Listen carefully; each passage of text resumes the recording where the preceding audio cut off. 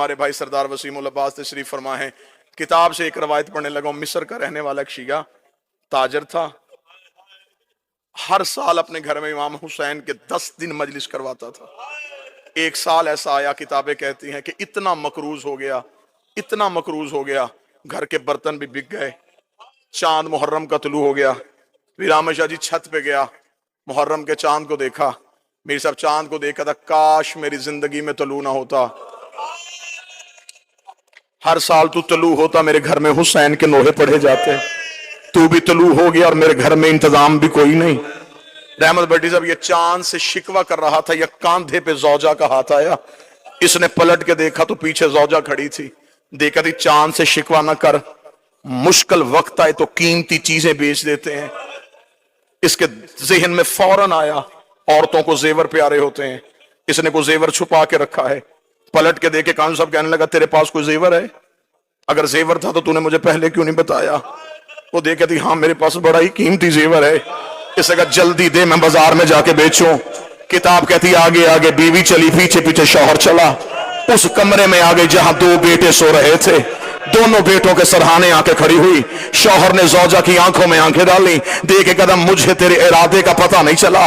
रो के कहने लगी, मेरे घर में इनसे कीमती कुछ नहीं है, मेरे घर में सबसे कीमती ये है।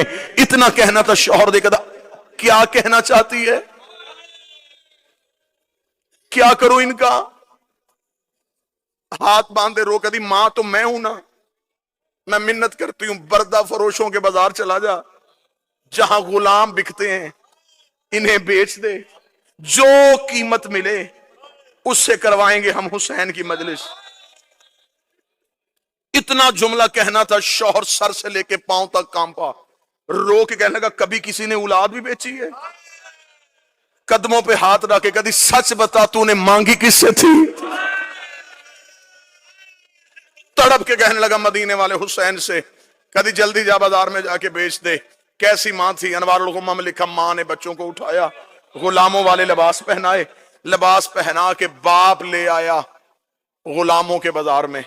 सुबह से लेके शाम तक आवाजें देता रहा, गुलाम ले लो, गुलाम ले लो, गुलाम ले लो, कीमत थोड़ी दे देना, मेहनत ज्यादा करवा लेना।